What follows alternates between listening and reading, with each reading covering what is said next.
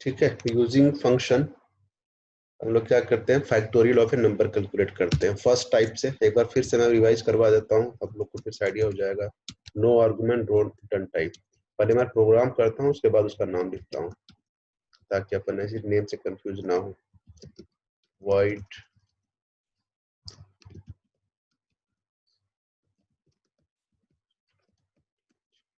include studio.h standard input output header file, right. इसे बोलते हैं console input output header file onio.h। ठीक है, फर्स्ट वाले का पर्पस था लाइक printf scanf, onio.h के अंदर like get ch clear screen, ये जो फंक्शन यूज करते हैं उसका डिफिनेशन यहाँ पे है। void main तो हमारा है, बट इससे पहले हमने डिसाइड किया हुआ है फंक्शन बनाना है जिसका नाम फैक्टोरियल होगा, फैक्ट होगा, और जो कोई भी आर्गुमेंट लेकर नहीं जाएगा। No argument no return type. ये प्रोटोटाइपिंग हमने बता दिया पहले ही मेन को कि we are going to create a function with the name fact which will accept no argument and that have no return type, right। ये रिटर्न टाइप को रिप्रेजेंट करता है और ये आपके आर्गुमेंट को रिप्रेजेंट करता है। यहाँ पे आया, हमने कुछ भी मेन के अंदर कुछ किया, सपोज दैट कुछ भी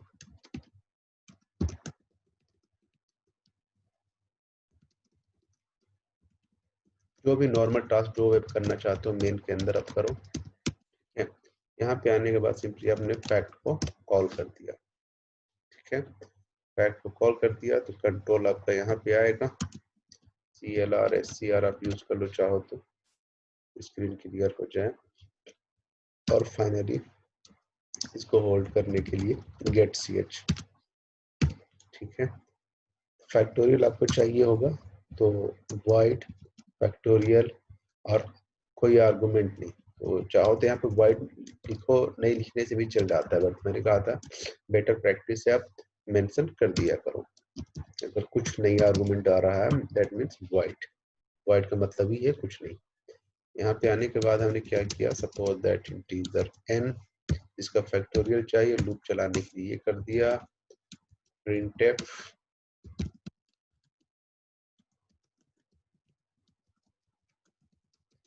नंबर।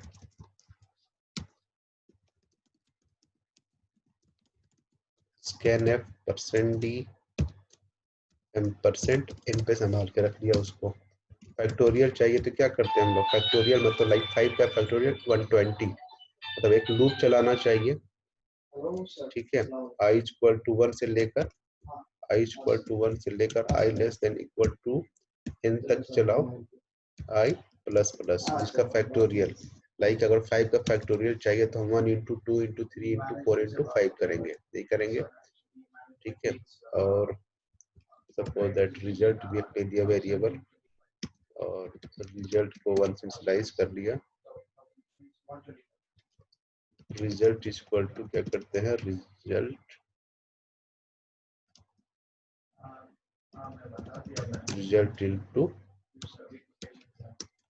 Into I. ठीक है, तो रिजल्ट में फर्स्ट टाइम 1 था, 1 × 1 लेकर आएगा 1 स्टोर हो जाएगा। आई की वैल्यू जब 2 लेकर आएगा तो 1 × 2 2 स्टोर हो जाएगा। आई की वैल्यू 3 लेकर आएगा तो 2 था, 2 × 3 6 हो जाएगा। फाइनली अब कितनी बार लूप चलेगा, फाइनल कैलकुलेशन हो चुका होगा और फिर आपका ये रिजल्ट यानी फैक्टोरियल टू %d रिजल्ट। ठीक है, ये हमने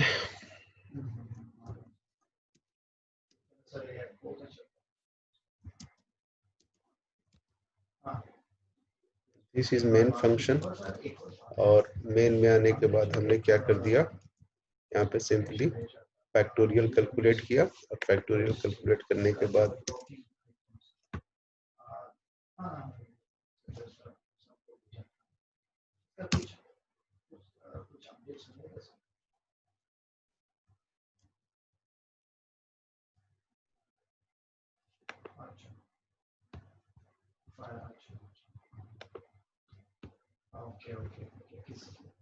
ठीक है, enter number, this is main function.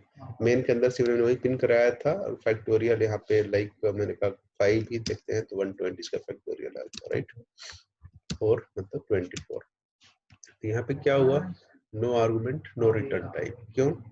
हमने फंक्शन, मैंने कहा कि आपके मेन के अंदर जो भी आप टास्क करना चाहते हो नॉर्मल वो करो, उसमें कोई इशू नहीं है, जैसे आप करते आए वो करो।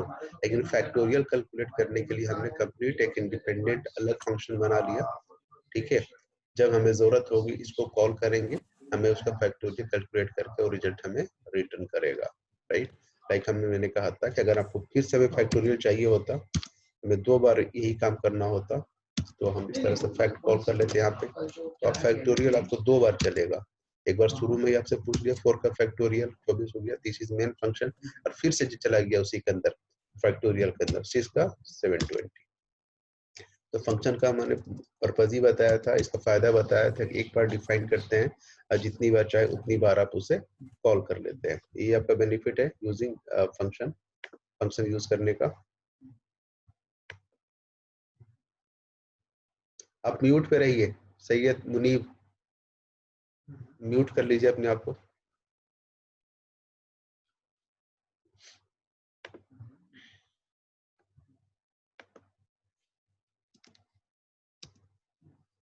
तो ये no argument no return type का एग्जांपल था, राइट। इसी को मैंने कहा था कि आप दूसरे टाइप में चेंज कर सकते हो। लाइक हमने क्या कर दिया, चलो इसी को चाहते हैं कि इसमें हम आर्गुमेंट पास करना चाहते हैं, मतलब मेन फंक्शन के थ्रू। मेन फंक्शन के थ्रू अभी हम कुछ भी नहीं कर रहे थे, फंक्शन को वहीं पे कंट्रोल किया, वहीं पे हमने इंटर कराया, वहीं पे प्रिंट करा दिया। बट मेन फंक्शन के थ्रू हम जहां से उस फंक्शन को कॉल कर रहे हैं वहां से हम कुछ आर्गुमेंट पास करना चाहते हैं, कुछ हम कहना चाहते हैं, और हमारे उस आर्गुमेंट हमारे कहने के अकॉर्डिंग जो है वो वहां पे फैक्टोरियल कैलकुलेट करेगा और प्रिंट करेगा। तो हम कुछ कहना चाहते हैं, कुछ वैल्यू पास करना चाहते हैं, तो हम क्या कहना चाहेंगे, हम यही कहना चाहेंगे लाइक हमें जो फैक्टोरियल कैलकुलेट करना है, वो कौन से नंबर का फैक्टोरियल कैलकुलेट करना है मुझे बता दो। मतलब एक नंबर पास करने की बात करें तो जो जैसा नंबर पास करने की बात करेंगे वो नंबर यहाँ पे हम उसका डेटा टाइप बता देंगे, इंटीजर। यहाँ पे क्या करते हैं, वो वैल्यू हम लोग इंटर करा लेते हैं, जो इंटर कराने का काम यहाँ पे कर रहे थे वो काम हम लोग कर लेते हैं वहां पे।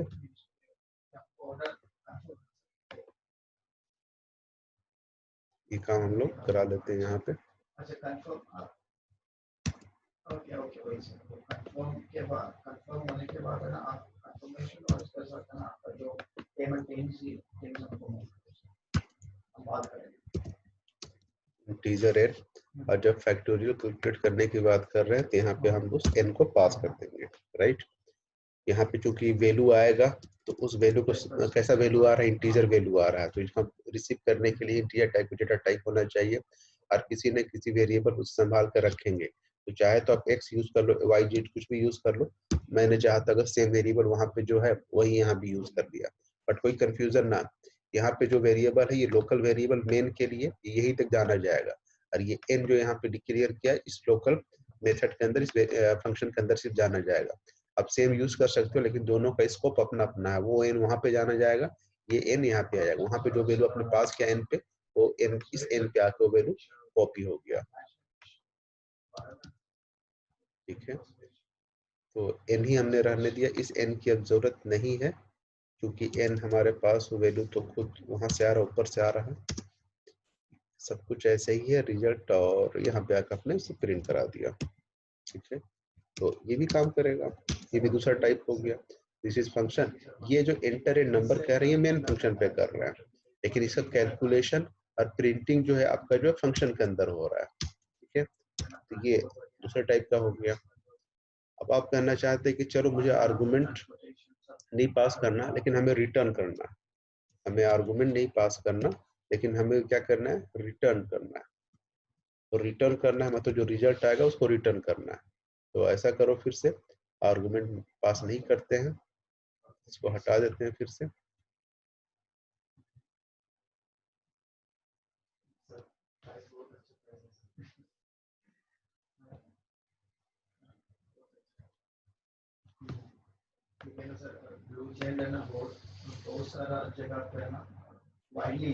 यहाँ पे आने के बाद हमने क्या करा,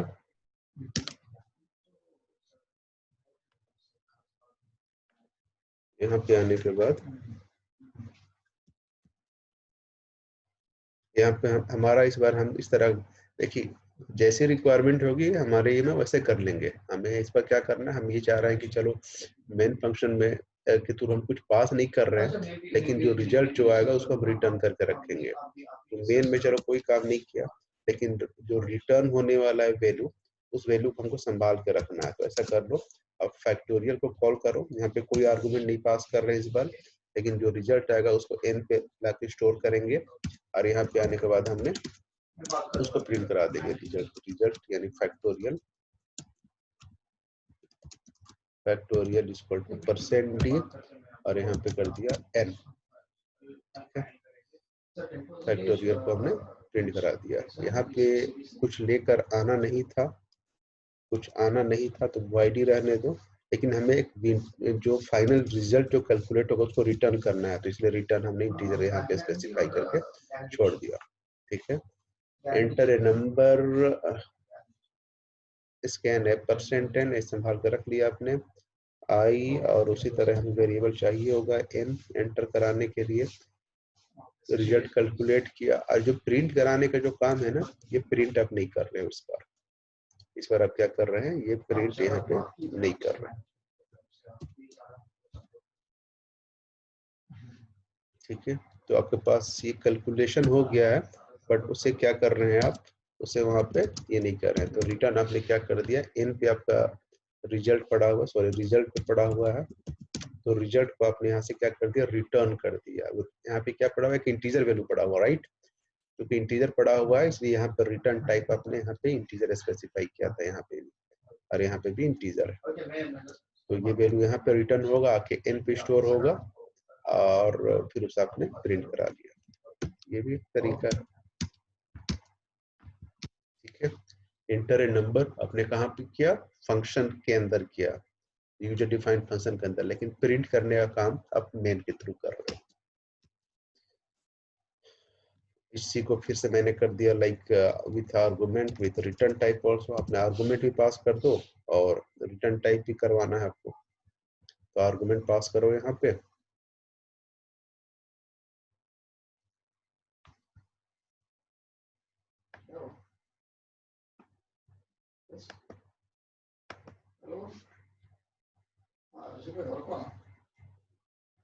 यहाँ पे क्या करा आपने,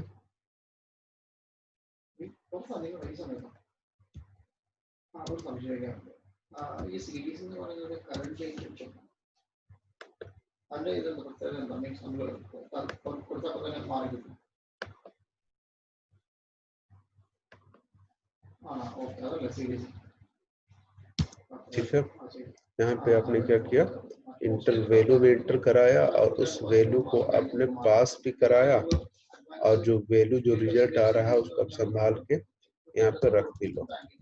रिजल्ट इज इक्वल टू चाहो तो रिजल्ट, और यहाँ पे हम रिजल्ट पे रखेंगे, क्योंकि एन यूज कर लिया दूसरे पर्पस के लिए, तो रिजल्ट को हम यहाँ पे प्रिंट करा देंगे। ठीक है, यहाँ पे चूंकि आर्गुमेंट पास हो रहा है, अब वैल्यू आप एंटर करा कर आओगे, वहां से इंटीजर लेकर आओगे, तो इन को आपने यहाँ पे संभाल कर रख लिया। रिजल्ट की जरूरत चलो रहने दो, एन की जरूरत यहाँ पे मेरे ख्याल से नहीं, अच्छा एन की भी जरूरत होगी। यहाँ पे आए, यहाँ पे कैलकुलेशन हुआ और फाइनली उसको रिजल्ट किया, रिटर्न किया। ठीक है, रिजल्ट क्या बोल रहा है, multiple declaration for n, n तो ऑलरेडी हमारे पास ऊपर से आ ही रहा है। ये देखिए, ये मेन पे हमने वैल्यू एंटर कराया, ये कैलकुलेशन नीचे हुआ, लेकिन नीचे से रिटर्न होके फिर वो मेन पे ही किया और मेन पे उसको प्रिंट कर रहा है। ठीक है, तो ये 4 टाइप के आपके फंक्शन है।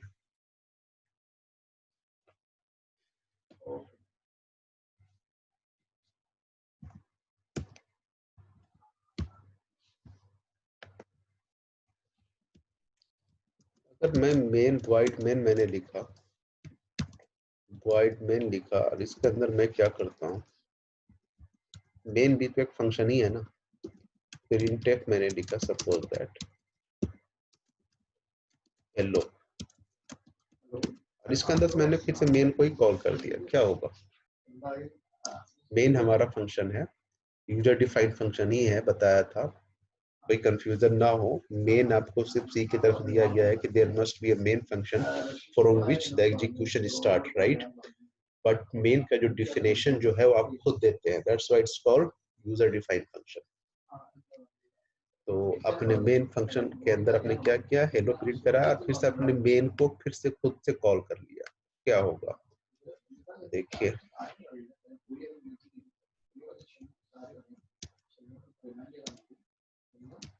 ठीक है, कंपाइल हो गया, लेकिन इसका आउटपुट आपको यहाँ पे अगर मैं गेट सीएच लगा भी दूं,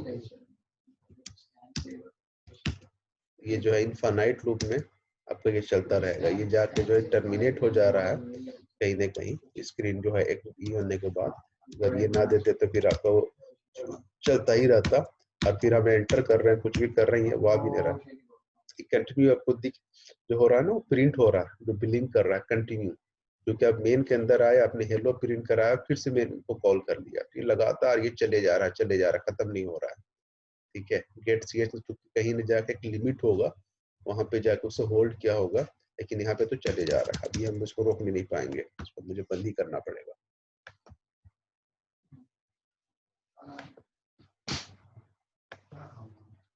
ठीक है, तो इस तरह के चीजों को जहाँ पे हम खुद अपने फंक्शन को कॉल करते हैं, ठीक है, तो उसको रिकर्शन कहते हैं। बट ये रिकर्शन नहीं है, एक एग्जांपल के लिए मैंने वो ऐसा कर दिया, मेन के अंदर मैंने कॉल कर दिया। रिकर्शन में क्या होता है कि कहीं न कहीं जाकर उसे टर्मिनेट होना चाहिए, तो फंक्शन में ही एक आता है रिकर्शन, इम्पोर्टेंट है, पूछा जाता है। रिकर्शन कहते हैं when a function calls itself until a certain condition is satisfied, उसे हम लोग क्या कहते हैं, रिकर्शन कहते हैं। ठीक है, फैक्टोरियल वाला ही प्रोग्राम करता हूँ मैं, वाइट मेन, और चलो ये अभी जो बनाया था तो वही ले लेता हूँ, मिल जाएगा क्या, कैस्केड, कैस्केड नहीं भाई, रोजे पे कोई नहीं, वाइट, और यहाँ पे क्या करा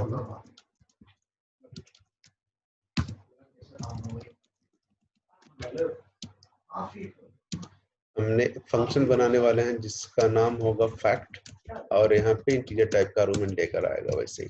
ठीक है, या चलो फैक्ट बहुत हो गया कुछ नया, लेकिन फैक्टोरियल को रिकर्सन के लिए ही बेटर एग्जांपल होगा। ठीक है,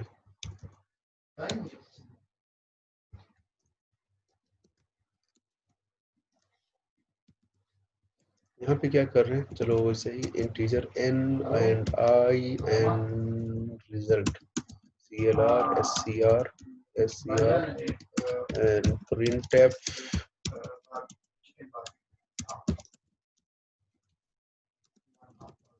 enter a number, scanf %d %n पे संभाल के रख लिया। अब यहाँ पे क्या करा हमने, रिजल्ट को, ठीक है, फैक्ट नाम के फंक्शन को कॉल करेंगे, n को पास करेंगे, जो रिजल्ट आएगा उसको रिजल्ट संभाल कर रखेंगे, और यहाँ पे आके उसको प्रिंट कराएंगे, result is equal to %d। ठीक है,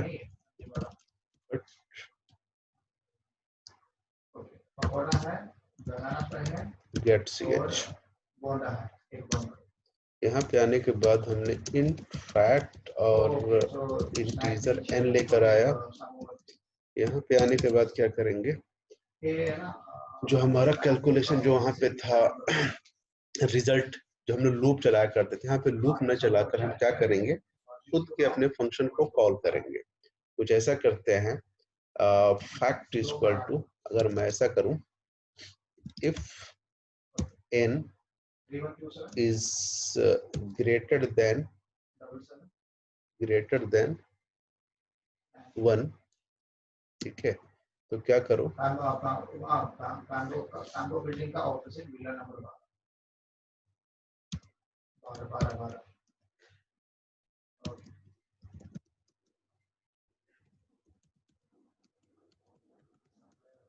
एल्स क्या करो, fact is equal to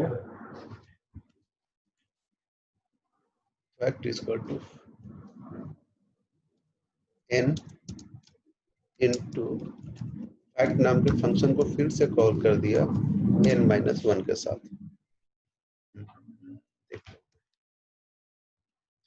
f3.c, ठीक है, डिक्लेरेशन टर्मिनेशन, ये सेमीकोलन क्यों लगा दिया,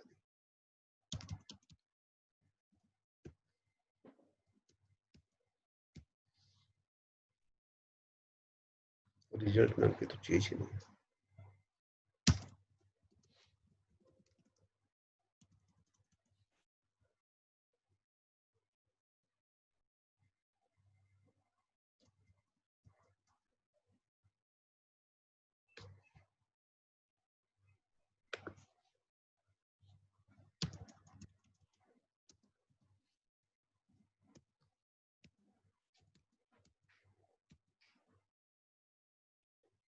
Function should return a value fact, तो यहाँ पे हम क्या करेंगे,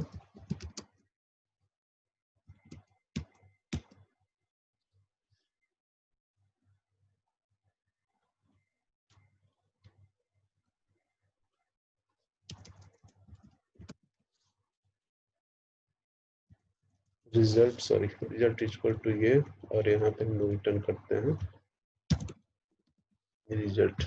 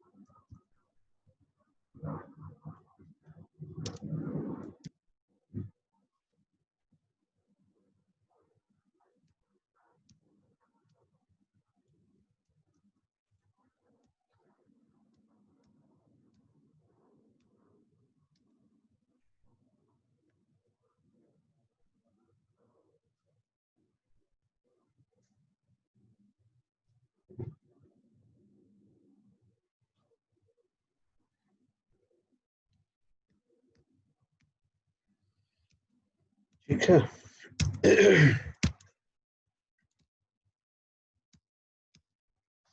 क्या किया हमने, इसे रिकर्सन कहते हैं, हमने कोई लूप नहीं यूज किया। देखो यहाँ पे n का वैल्यू लेकर आया, ठीक है, n का वैल्यू लेकर आया, और n का वैल्यू यहाँ पे मेरे ख्याल से 1 रहेगा तब भी चल जाना चाहिए।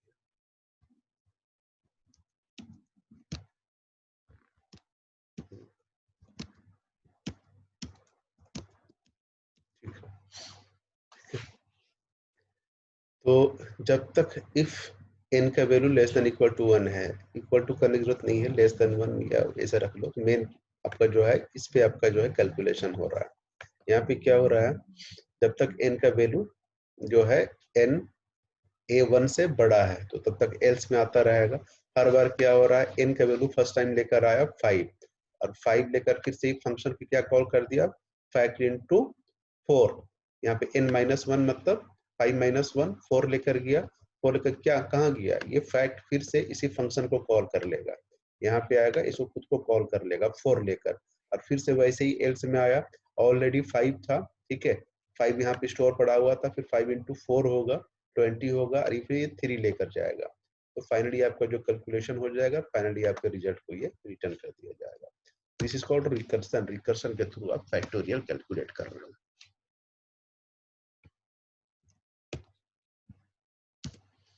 एक चीज और बता दो इसमें, कोई फंक्शन हमने बनाया और फंक्शन के बार बार जो है हम उसे बना के हम ये कर रहे हैं, कॉल कर रहे हैं, ठीक है। तो जब हम फंक्शन को कॉल करते हैं तो हम पर कंट्रोल हमारा जाता है, लाइक यहाँ पे फैक्टोरियल को आपने कॉल किया, कंट्रोल यहाँ पे आया, सारा एग्जीक्यूशन हुआ और फिर आपका मेन पे फिर लौटा। अगर अभी फंक्शन को 5 बार कॉल करते हैं तो 5 बार आपका कंट्रोल यहाँ पर आएगा और फिर ये वहाँ पे कंट्रोल फिर मेन पे रिटर्न होएगा। मतलब जितनी बार आप फंक्शन को कॉल करते हैं उतनी बार कंट्रोल का आगे पीछे आपका जो कंट्रोल का जंप होता है। फंक्शन का ही मिलता जुलता एक और काम कर सकते हैं, फंक्शन से मिलता जुलता दूसरे तरीके से, वो मैं डिस्कस कर रहा हूँ, पहले देख लो क्या कर रहे हैं उसके बाद मैं उसको। इंटीजर मान लो ऐड नाम का फंक्शन बनाया, इंटीजर टाइप का आर्गुमेंट लेकर आया और यहाँ पे मैंने इसे कह दिया पहले वाले को ए पर रखो, दूसरे वाले को बी पर रखो, ठीक है। या कुछ स्क्वायर कैलकुलेट, इंटीजर बहुत हम लोगों ने यूज किया, चलो इस बार हम रिटर्न करेंगे फ्लोट टाइप का वैल्यू, फ्लोट, और ये आर्गुमेंट लेकर आ रहा है इंटीजर रेडियस की वैल्यू। और हम सिंपली क्या कर रहे हैं, एरिया कैलकुलेट कर रहे हैं, रिटर्न फ्लोट हमने वेरिएबल दिया एरिया, और एरिया पे हमने क्या किया, क्या होता है पाई आर स्क्वायर में 3.14 इंटू आर, इसको मल्टीप्लाई कर दिया और इसको रिटर्न कर रहे हैं हम लोग एरिया को, हमने पहले ये बना कर रख दिया, ठीक है। ये फंक्शन बनाया है एरिया नाम का, एरिया सर्कल ऐसा नाम दे दीजिए, एरिया सर्कल के नाम से हमने एक क्या बनाया है, फंक्शन बनाया है, ठीक है।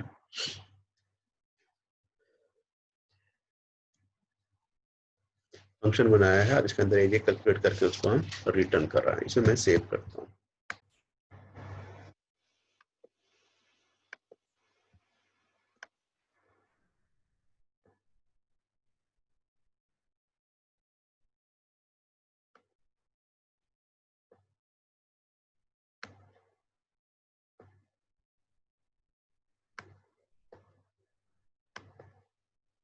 मेरी आवाज आ रही है? हेलो, मुझे लगा टर्मिनेट हो गया था, पता नहीं, चलो इसे मैं कंप्लीट कर लेता हूँ, टाइम रहा नहीं।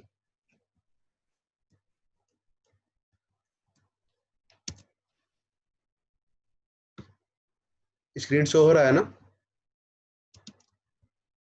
जी। ठीक है, यहाँ पे मैं इसको सेव कर देता हूँ, कुछ जैसे maths डॉट एच, ध्यान रहे डॉट एच लगा रहे हैं, ठीक है। maths डॉट एच से मैंने इसे सेव किया हुआ।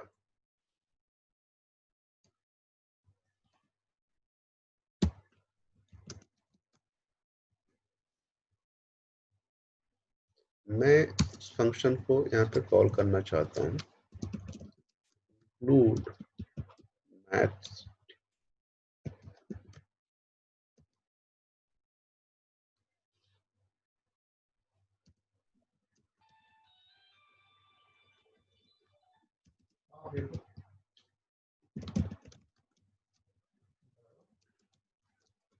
integer radius CLR SCR printf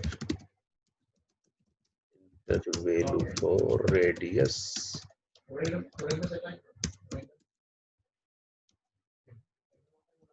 scanf %d %r। यहाँ पे आने के बाद आपने क्या किया, जो आपने फंक्शन बनाया था ना, इसका नाम था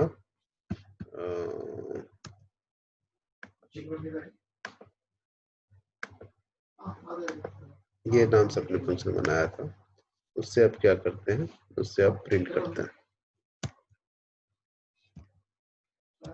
उससे आप कॉल करते हैं और यहाँ पे आप पास कर देते हैं उस एरिया। अब वहां से रिटर्न भी हुआ है वैल्यू, तो आपको एक संभाल कर रखना पड़ेगा फ्लोट टाइप के वेरिएबल पे, ठीक है। आप चाहे तो साथ के साथ प्रिंट भी करा सकते हैं, लेकिन मैं ले लेता हूँ variable float suppose that.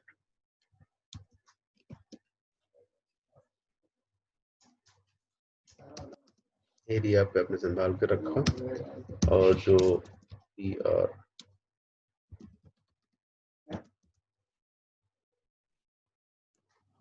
area is equal to %f area at ch.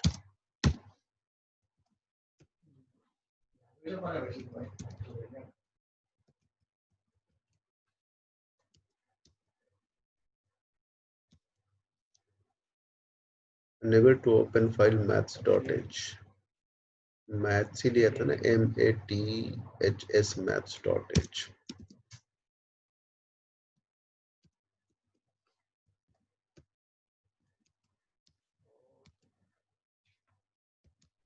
ठीक है,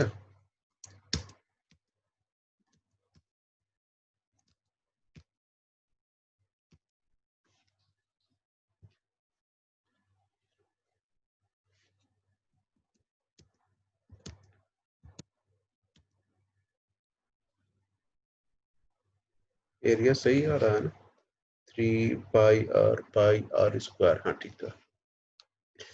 ठीक है, तो क्या किया यहाँ पे मैंने, पहले इस वाले को देखो, जो फंक्शन के थ्रू काम करते हैं तो फंक्शन ही आपने बनाया हुआ है, फंक्शन ही है जो यूजर डिफाइंड फंक्शन बनाते हैं, बिल्कुल वैसे ही वही है और कुछ नहीं डिफरेंस है। बस इससे आपने क्या कर दिया है, इससे आपने अलग से सेव कर दिया है। ये बाय डिफॉल्ट आपका सेव हो रहा है बिन डायरेक्टरी के अंदर ही, फाइल के अंदर जब सेव कर रहे हैं हमने कुछ पाथ नहीं दिया है, लेकिन वो जाकर जो सेवेज हो रहा है आपका जो है इसी के अंदर हो रहा है, सी बिन के अंदर। अगर आप देखना चाहते हो मैं दिखाता हूँ, तो वहां पे जाकर सेव हो रहा है। तो इसे आपने maths.h, h मतलब हेडर फाइल, हेडर फाइल को रिप्रेजेंट करने के .h करना, जैसे includio stdio.h लगाते थे ना, conio.h लगाते, तो उसी तरह हमने खुद का अपना एक हेडर फाइल बना लिया और उसे मैंने सेव करके रख लिया। मुझे आज के बाद जब भी जरूरत पड़ेगी लाइक एरिया कैलकुलेट करने का सर्कल, हम सिंपली इस फंक्शन को कॉल करेंगे, उससे पहले उस हेडर फाइल को इनपुट करेंगे और जहाँ चाहे जहाँ उसे हम फंक्शन को कॉल करेंगे। तो एक बार हमने बना के रख लिया, ठीक है, एक हेडर फाइल जैसे सी ने बना के दिया हुआ था हमें प्रिंटफ स्कैनफ सब के लिए, तो इस तरह हमने खुद का अपना हेडर फाइल बना लिया, जब हमें रिक्वायरमेंट होगी उससे हम कॉल कर लेंगे।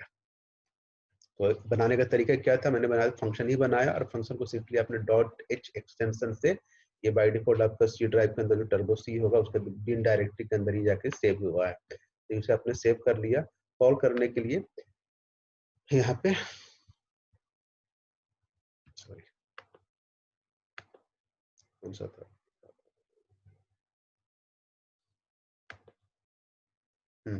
कॉल करने के लिए जैसे आप हेडर फाइल को नॉर्मल इंक्लूड stdio.h लिखते हैं, conio.h लिखते हैं, बस क्योंकि ये यूजर डिफाइंड आपका हेडर फाइल है तो इससे थोड़ा सा अलग डिफरेंशिएट करने के लिए डबल कोट के अंदर रखते हैं, डबल कोट के अंदर इसे रखते हैं इस हेडर फाइल को, जो यूजर डिफाइंड आप खुद बनाते हैं उसे। और बाकी वैसे ही है, आपने एंटर कराया है, आपने इसे कॉल किया, कॉल करा के उसे सिंपली प्रिंट करा दिया। तो ये हेडर फाइल, ठीक है, हेडर फाइल कहते हैं, मैक्रो भी कहते हैं।